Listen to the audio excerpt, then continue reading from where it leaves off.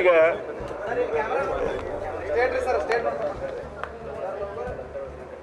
ಇವತ್ತು ಎಣಿಕೆಯ ಪ್ರಕ್ರಿಯೆ ಮುಗಿಯುವ ಹಂತದಲ್ಲಿದೆ. ಇವತ್ತು ಈಗಾಗಲೇ 40,000ಕ್ಕಿಂತ ಹೆಚ್ಚು ಮತಗಳು ಇವತ್ತು ಬಂದಿದ್ದರಿಂದ ಇವತ್ತು ನಮ್ಮ ಗೆಲುವು ನಿಶ್ಚಿತ ಅನ್ನೋದು ಈಗಾಗಲೇ ಸಾಬೀತಾಗಿದೆ. ಈ ಒಂದು ಸಂದರ್ಭದಲ್ಲಿ ನಮ್ಮ ರಾಷ್ಟ್ರ ಹಾಗೂ ರಾಜ್ಯದ ನಾಯಕರು, ಅದರ ಜೊತೆಗೆ ನಮ್ಮ ಪಕ್ಷದ ಎಲ್ಲ ಹಿರಿಯ ಕಿರಿಯ ಕಾರ್ಯಕರ್ತರು ಎಲ್ಲರೂ ಸೇರಿ ಇವತ್ತು ಪ್ರಾಮಾಣಿಕವಾಗಿ ಪ್ರಯತ್ನವನ್ನು ಮಾಡಿ ಇವತ್ತು ನನ್ನ ಗೆಲ್ಲಿಸುವಲ್ಲಿ ಅವರು ಸಫಲರಾಗಿದ್ದಾರೆ. ಅದರ ಜೊತೆಗೆ ನನಗೆ ಕೊಟ್ಟಿರ್ತಕ್ಕಂಥ ಅವಕಾಶವನ್ನು ನಾನು ಅಭಿವೃದ್ಧಿ ಹಾಗೂ ಜನರ ಕಲ್ಯಾಣಕ್ಕೆ ಬಳಸಿಕೊಂಡಿದ್ದೇನೆ ಅನ್ನೋದನ್ನು ನಮ್ಮ ಜನ ಮನಗಂಡು ಇವತ್ತು ನಮ್ಮ ಮೇಲೆ ವಿಶ್ವಾಸವನ್ನಿಟ್ಟು ಇವತ್ತು ಮತ ನೀಡಿದ್ದಾರೆ.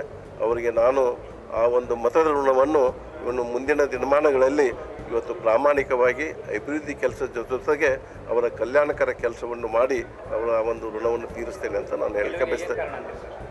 ಗೆಲುವಿಗೆ ನಾನು ಇಲ್ಲಿವರೆಗೆ ಮಾಡಿರ್ತಕ್ಕಂಥ ಅಭಿವೃದ್ಧಿ ಜೊತೆ ಜನರ ಜೊತೆ ಇರ್ತಕ್ಕಂಥ ಒಂದು ಸಂಬಂಧ, ಅದರ ಜೊತೆಗೆ ಇವತ್ತು ನಮ್ಮ ಪಕ್ಷ ಇವತ್ತು ಬಾಗಲಕೋಟೆ ಜಿಲ್ಲೆಯಲ್ಲಿ ಗಟ್ಟಿಯಾಗಿರೋದ್ರಿಂದ ಇವತ್ತು ಅದು ಕೂಡ ಕಾರಣ ಆಗಿದೆ.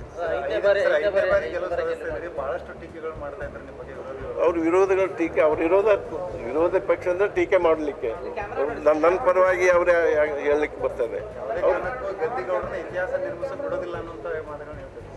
ಅದನ್ನೆಲ್ಲ ಜನರಿಗೆಲ್ಲ ಗೊತ್ತಿತ್ತು, ಜನ ಬಯಸಿದ್ರು. ಮತ್ತೆ ಗದ್ದಿಗೌಡರು ಲೋಕಸಭಾ ಸದಸ್ಯರು ಆಗಬೇಕು ಅನ್ನೋ ಒಂದು ಇಚ್ಛೆ ಅವ್ರದ್ದಾಗಿತ್ತು. ಆ ಒಂದು ಜನ ಅವರ ಇಚ್ಛೆಯನ್ನು ಈಡೇರಿಸಿದ್ದಾರೆ. ನಾನು ಯಾವತ್ತೂ ಕೂಡ ಜನರಿಗೆ ಋಣಿಯಾಗಿರ್ತೇನೆ.